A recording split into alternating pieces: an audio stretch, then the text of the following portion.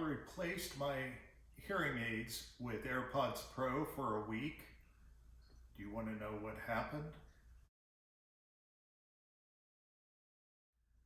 First and foremost, I have to say that it was actually a pleasurable experience. In this video, I'm going to go over the pros and cons of AirPods Pro as hearing aids, and then wrap it up at the end just to give you some final thoughts. Now, I did purchase a second set of AirPods Pro in order to do this test, and I'll get into why here in a little bit. But the first thing that I have to say is that the audio quality is phenomenal, based off of turning them into hearing aids using the Mimi app and some adjustments in iOS. If you want to know how to do that, then you're going to have to go to the end of the video and click on the card for the video on how I show you to set it up.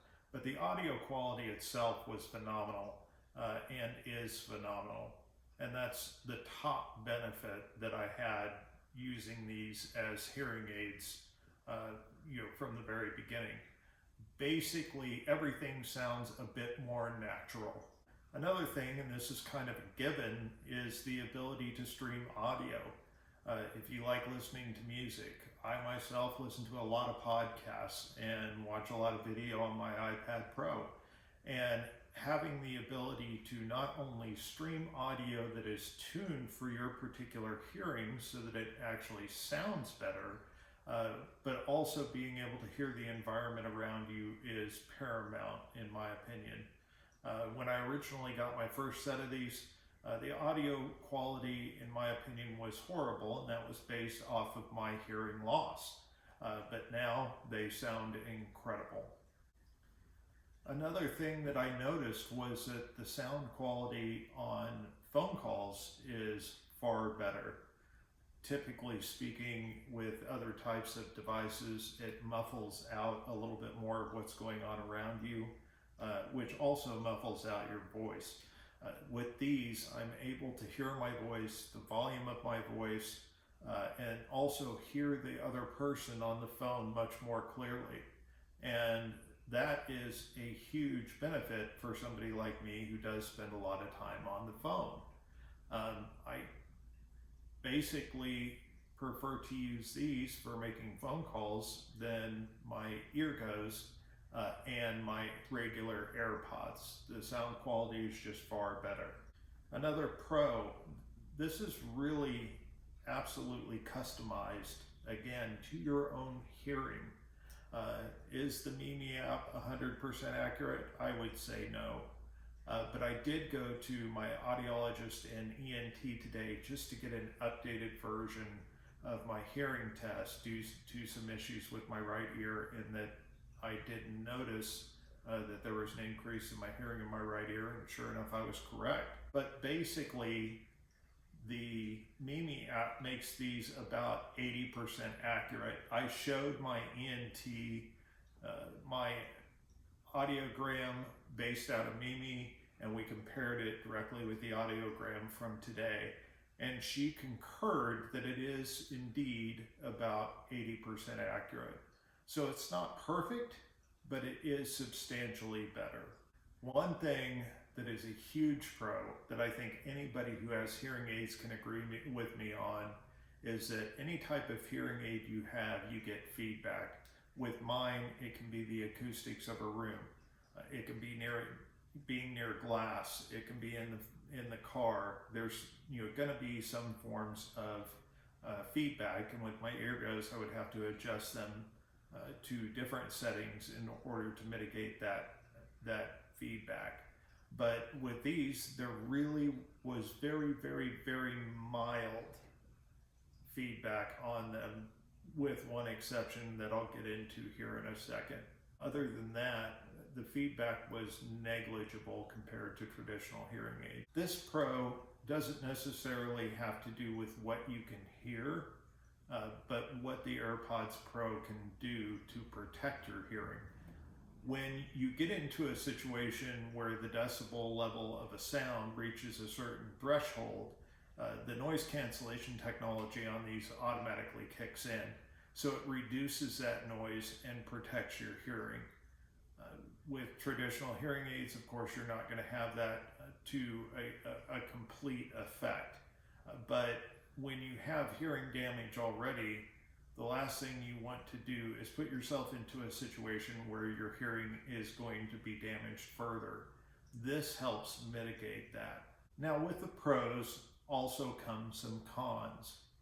There was one situation that I had in the week of testing where the feedback level in my right ear all of a sudden got very strong. I had to pull it out of my ear and I could still hear it. So what I did to remedy that is I took both, my other side out, put them both into the case for about 10 seconds, and then pulled them back out, put them back into my ears, and everything was fine. So that was my only issue that I've had thus far with any type of feedback. And I think that was more of a glitch with the software, considering this is the first iteration. Wind noise created another issue for me. Granted, it's something that again is in the higher decibel level. When, for example, I'm riding my e-bike at speed, you're going to hear a lot of wind noise. In that, it automatically reduces the sound and goes into noise isolation mode because of the sound of the wind, which is great because it's protecting your hearing, but it does cause an issue with your ability to know what's going on around you in your environment, as well as your situational awareness. So if you're riding a bike, a motorcycle, running, doing something where you're creating the wind noise, you're gonna have them toned down, and that could create a slight safety issue if you're not increasing your situational awareness with your other senses, basically looking around your environment and paying attention to what's going on around you. So it's kind of a pro and a con, but I put it in the con category because my earbuds don't really cause that same issue. They have far less wind noise. The biggest elephant in the room with these is battery life.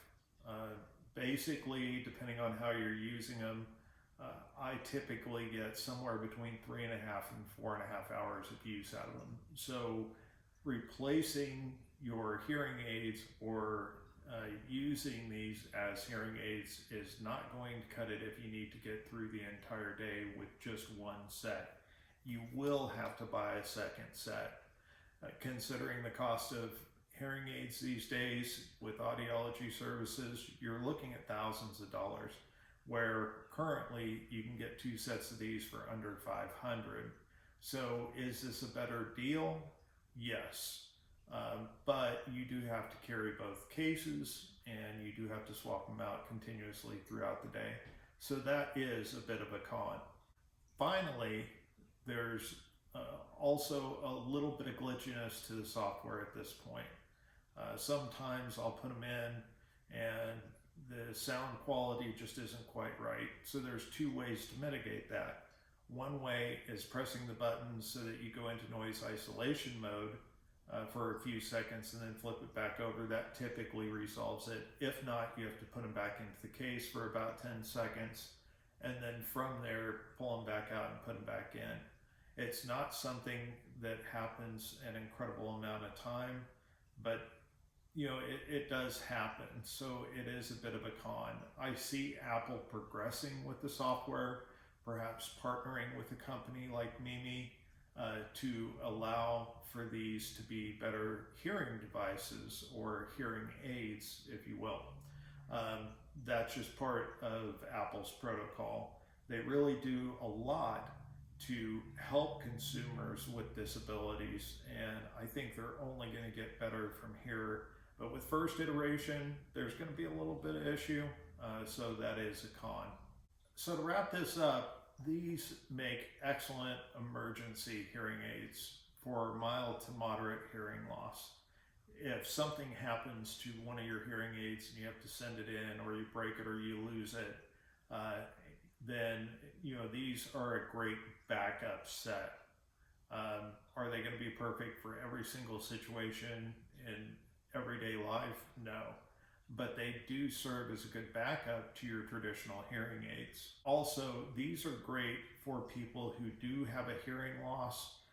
Let's say you've gone to an audiologist and you got a hearing test done, you do have mild to moderate hearing loss, and you want to be able to mitigate that, but you don't have the money to spend thousands of dollars on hearing aids and audiology services. This is a great alternative. You sub $500 and you can get all the way through the day, no problem. So, certainly for those types of people. And also for people like me, there are certain situations where I want to take out my hearing aids and be able to listen to something streaming. Particularly for me at night, this is a great solution. My wife and I both go to bed and we turn on our respective iPads, and I'll watch my iPad Pro using my AirPods and still have the capability of hearing what my wife says when she asks a question or says something to me without having to pause the video and take my AirPods out and ask her to repeat herself. So that also makes these a great option for people with hearing loss. Now, keep in mind, I'm not an audiologist. I'm not an ENT. If you do have hearing loss or suspect that you have hearing loss, please go see an audiologist, and see an ENT.